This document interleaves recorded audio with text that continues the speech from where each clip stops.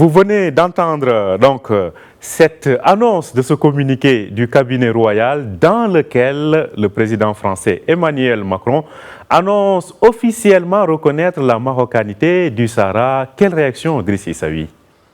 J'ai une belle réaction, sincèrement. C'est quelque chose qu'on attendait depuis longtemps, mais il y a un travail qui a été fait, un travail en profondeur que la diplomatie marocaine a pu réaliser à tous les niveaux d'ailleurs, au niveau du ministre lui-même, au niveau de l'ambassadrice du Maroc à Paris, au niveau de beaucoup de personnalités importantes et influentes au Maroc qui ont fait ce travail auprès des autorités françaises. Il est vrai que le gouvernement français actuellement vit des moments difficiles, mais cela n'a rien à voir avec cette question du Sahara.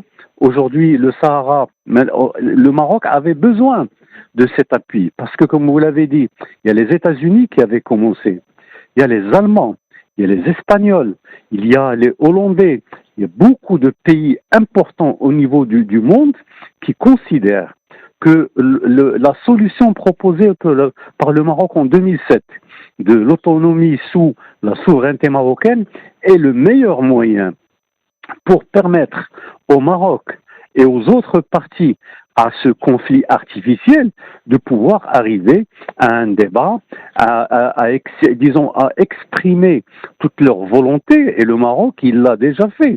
Il l'a déjà fait et aujourd'hui, maintenant, c'est la présidence française qui l'exprime de manière claire, de manière directe et dire que la souveraineté marocaine sur les territoires du Sahara est la seule solution possible et la seule solution crédible qui permettra au Maroc et aux autres pays de pouvoir sortir par la grande porte et dire voilà notre solution. De toutes les manières, Sa Majesté le roi Mohamed VI n'a jamais cessé de dire que le Maroc reste la main tendue par rapport aux Algériens, par rapport à tous ceux qui ont mis les bâtons dans les roues et qui ont influencé le cours des événements par leurs attitudes.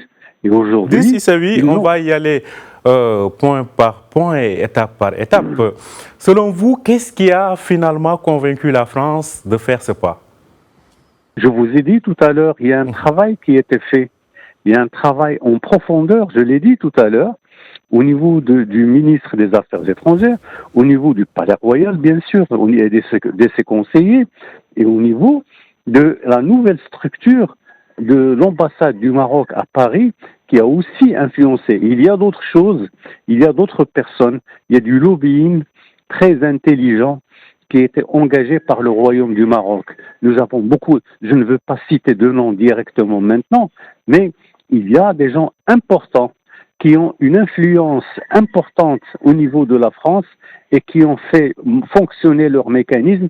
Et aujourd'hui, je pense que la France est prête à jouer le rôle qui est le sien. Parce que les autres pays sont déjà en avance sur ce plan-là. Ils sont en avance. Et le Maroc va aller de l'avant avec tous ces pays qui le soutiennent.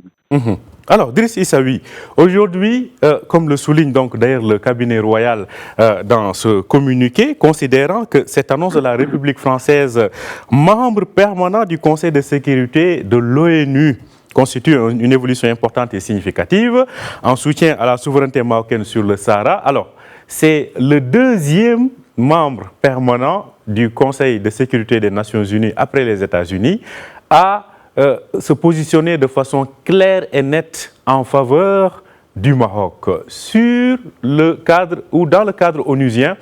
Comment ce grand pas français, en tout cas cette évolution significative et majeure, va-t-elle contribuer à changer la donne? Elle va contribuer grandement. Vous savez, la France est quand même un pays important. On ne veut pas parler de X ou de Y, mais les membres permanents du Conseil de sécurité sont la France, la Grande-Bretagne, les États-Unis, et ils sont là. Ils sont à côté du Maroc. Ils veulent justement aider le Royaume du Maroc à aller de l'avant. Et d'ailleurs, la diplomatie marocaine, les responsables marocains ont toujours dit on ne veut pas introduire un mécanisme autre que celui des Nations Unies pour trouver une solution définitive à la question du Sahara. Et le Maroc a toujours demandé une chose, je ne veux que le dialogue. Il a demandé à tous ceux qui sont en face de lui, ceux qui le soutiennent, ceux qui sont avec lui, ceux qui sont même contre lui, de leur dire, mais venez, nous avons la main tendue et on veut discuter avec tout le monde.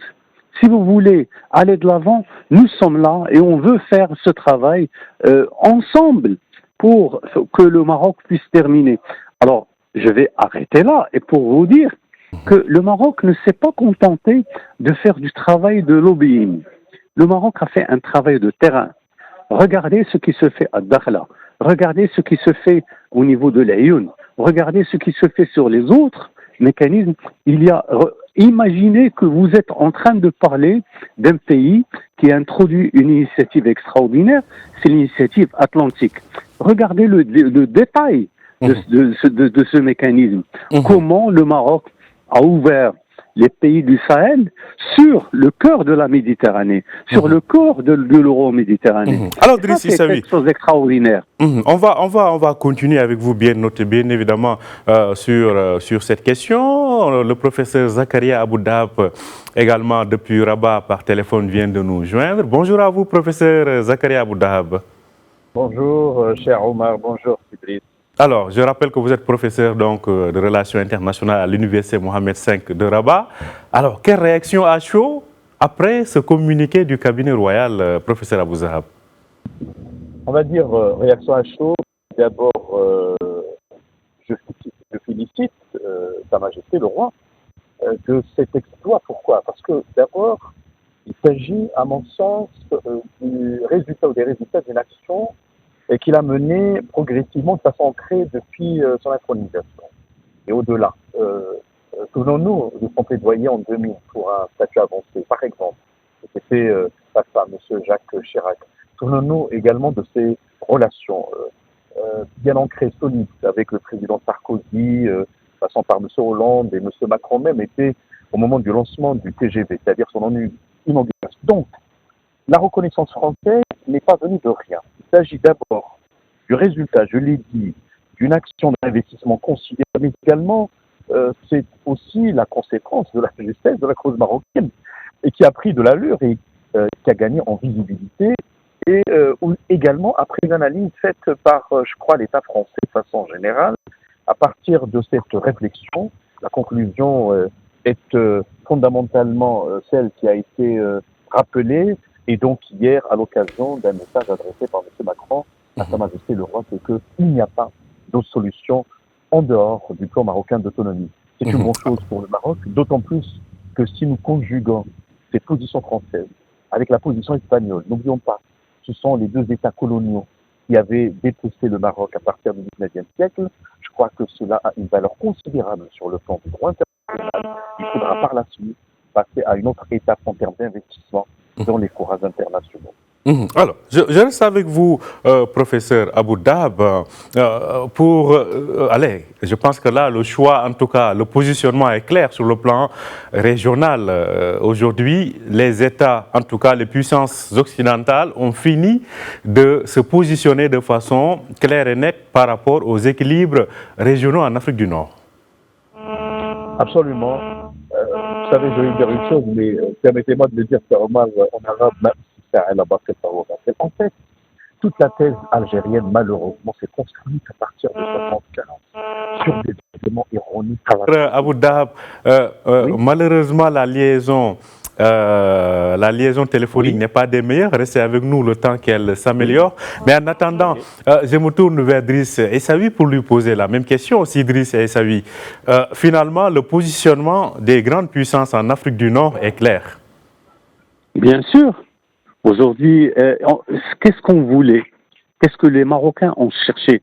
Ils ont cherché cette situation objective qui veut que les membres permanents du Conseil de sécurité puissent se mettre autour de lui, puissent accepter d'ouvrir grandes les portes de la légalité internationale. Et c'est fait aujourd'hui. Avec la France, c'est vrai que nous l'attendions. Mais il y avait un travail à faire, je pense que ça a été fait, par, je vous l'ai dit tout à l'heure, un grand lobbying de haut niveau, au niveau marocain et à tous les niveaux, hein. ce n'est pas seulement le plan diplomatique, même sur le plan personnel, sur le plan des lobbyistes individuels, des gens, de manière volontaire, on dit qu'on ne peut pas oublier le fait que le Maroc est déjà dépositaire d'une légitimité. Et c'est celle, d'abord, il est sur le terrain. Il est en train de gérer le territoire. Il est en train de faire des actions en faveur des populations locales. Il fait des choses extraordinaires. Donc, on ne peut pas, aujourd'hui, oublier le fait, et la France, il s'est rendue, disons, à la réalité. Elle a fait des choses. Elle a fait ici et là, elle a essayé de créer des situations où elle n'avait aucun intérêt, particulièrement quand la France s'est engagée du côté de l'Algérie. Mais aujourd'hui, en Algérie, il n'y a plus rien qui se passe. Le seul espace où il y a des choses intelligentes et intéressantes qui se passent, c'est le Maroc. Et le Maroc est en train d'ouvrir, je vous l'ai dit tout à l'heure. Les initiatives prises par le Maroc sont des initiatives d'avenir.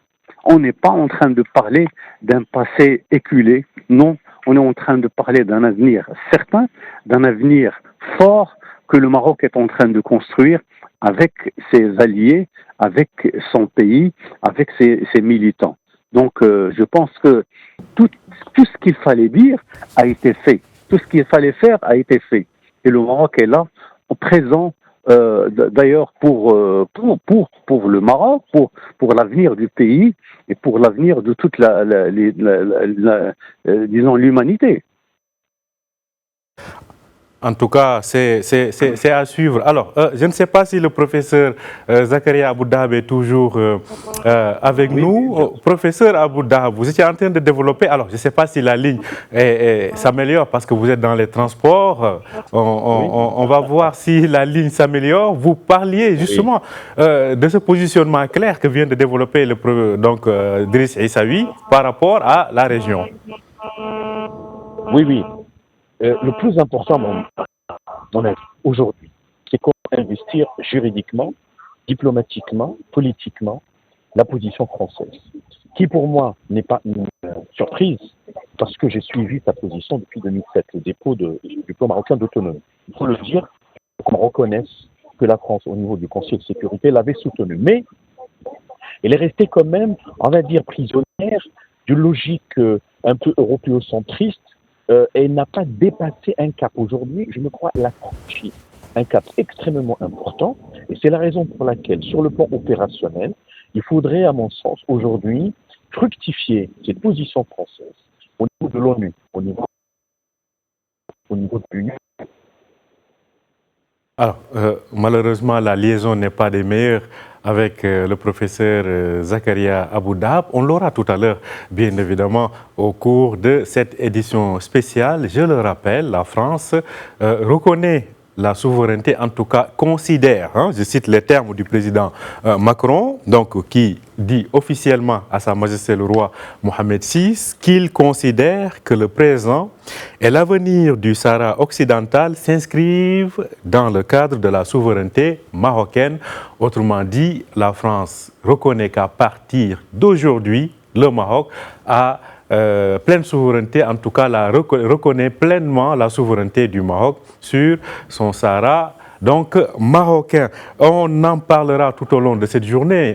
Driss Issaoui est avec nous. Alors, Driss Issaoui, on a expliqué les raisons de cette avancée majeure, il faut le dire. On a vu aussi qu'est-ce qui explique ce choix et notamment comment les positionnements sont clairs pour la part, de la part des grandes puissances en Afrique du Nord. Il y a aujourd'hui l'avenir, parce que ce terme avenir est considéré, en tout cas est revenu dans ce discours ou bien dans ce message du président français. Alors, comment se lit désormais cet avenir? En fait, l'avenir, il faut le lire de la manière la plus simple. Nous sommes aujourd'hui en train de parler du changement radical de la position de la France sur l'affaire du Sahara. Et quand le président Emmanuel Macron envoie ce message directement au Palais Royal du Maroc, cela veut dire qu'il veut pousser de manière définitive et mettre de côté toutes les velléités, qui avaient entaché la position française. Aujourd'hui, la France est prête à aller de l'avant, disons, à pousser de côté tout ce que l'on considérait comme étant réellement les différents constituants de la position française, ils sont terminés. Aujourd'hui, l'ambassade du Maroc, de la France à Rabat fera un autre travail et les discussions seront beaucoup plus intelligentes et le ministère des Affaires étrangères français va changer d'attitude. Je pense qu'il y a un travail, c'est aujourd'hui et demain que commencera véritablement le travail pour pousser au plus loin, disons, l'impact de cette reconnaissance. Le Maroc était déjà en travail. Ce n'est pas demain ou aujourd'hui que le Royaume du Maroc va commencer. Je vous l'ai dit depuis tout à l'heure que le Maroc est en train de faire il a un plan à moyen et long terme pour les provinces sahariennes, mais surtout pour l'avenir de ces provinces avec les pays du Sahel. Et le gazoduc qu'il y a entre le Nigeria et le Maroc est un gazoduc qui va unir une quinzaine de pays africains qui étaient considérés comme étant des sources de problèmes sécuritaires pour l'ensemble de l'humanité. Aujourd'hui, on lui donne les moyens de se présenter comme étant les grandes nations de ce pays et de ce monde.